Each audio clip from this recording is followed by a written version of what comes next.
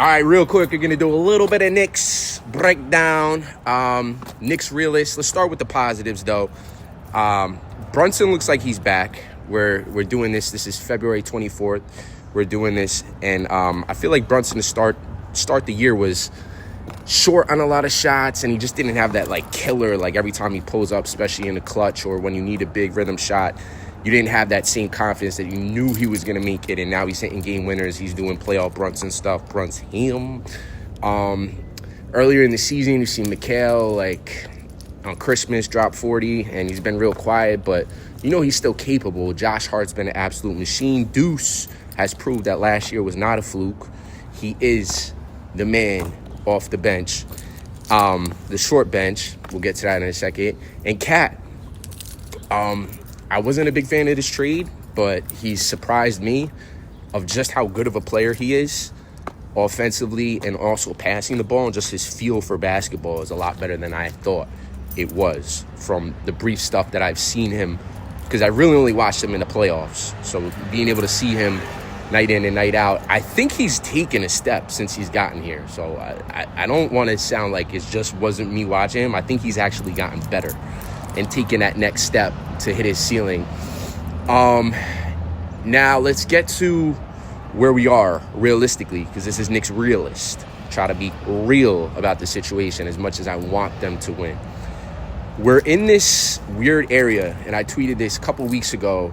We might be a top 5 team, but we're miles away from the top 3 teams, which is weird. You don't really see that a lot in basketball. I mean, obviously you saw it when you had the super teams, but there's not a super team. You don't have like the Warriors or the Wade, LeBron, Heat. And yet there's this big gap, I think, between the top 3 teams and then the other guys that have a puncher's chance, which I'll throw us in there. But I think what happened, a lot of people want to blame Bridges for his just, let's face it, there's times you don't even know the guys on the floor. And I get that. I'm a Bridges fan, but, you know, you can't deny that he disappears at times on this team.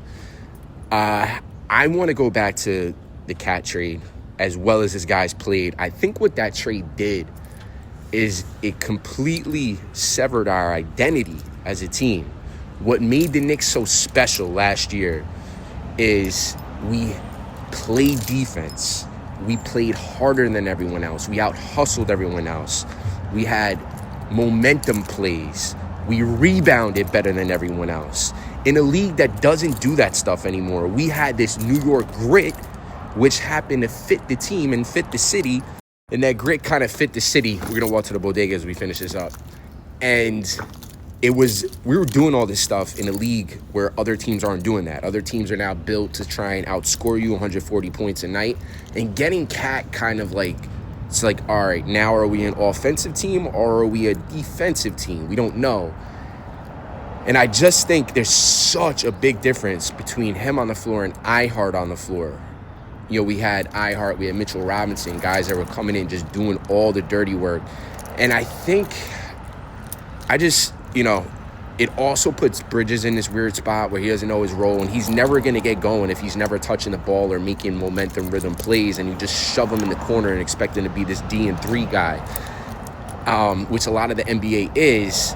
And it's not like they have this offense where the ball definitely doesn't move enough. It just sticks way too much. It's just Brunson, it's your turn. It's Cat, it's your turn. It's watch them do the pick and roll and everyone else. Literally just watch. And anyone that plays basketball knows that you can't get going if you're any type of perimeter guy. It's impossible for you to get going. So I think they would have actually been in a much different place without Cat, the Nova 4, NOG, Deuce off the bench. You would have had some semblance of last year with just adding Bridges. And I know we overpaid for Bridges, but I wasn't mad at it because you knew what you want, and the Nets held him ransom, but you knew he had chemistry with guys that are already here, and you can't put a price on chemistry and a guy that's going to come in and not disrupt and change what you already have. But by bringing Cat in, we changed what we already have. And I really like him. I'm pulling for him. But it's just like the guy just doesn't rebound. He's not getting to the loose balls.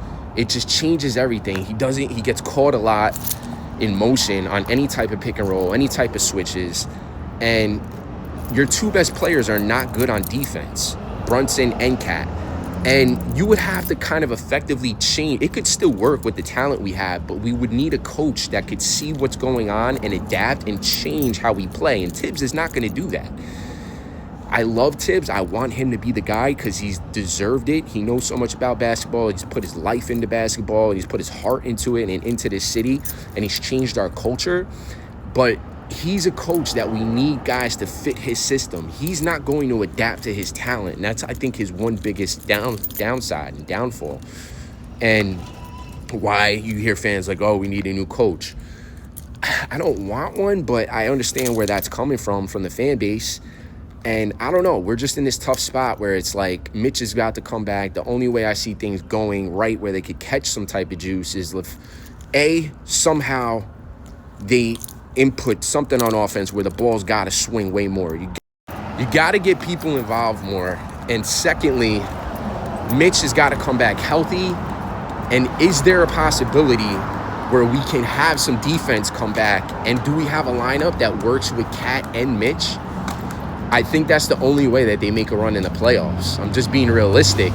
It's other than that, I just see us getting to the second round and probably losing again, unfortunately, depending on who we get matched up with. But we don't have an answer for Boston. And if they have a healthy Drew Holiday, I just think they're actually better. Cleveland, they play better basketball than us, but you never know with a team like that. You know, you get them in the Garden and you somehow, like I said, Mitch comes back healthy and you find a way to shut him down and get in these gritty, close games.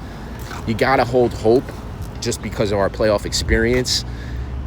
And I don't know. I don't know what to say right now. It's kind of deflating because now that we've been good and we've been here before, it's just going on year 3 of having expectations, and expectations have been getting higher.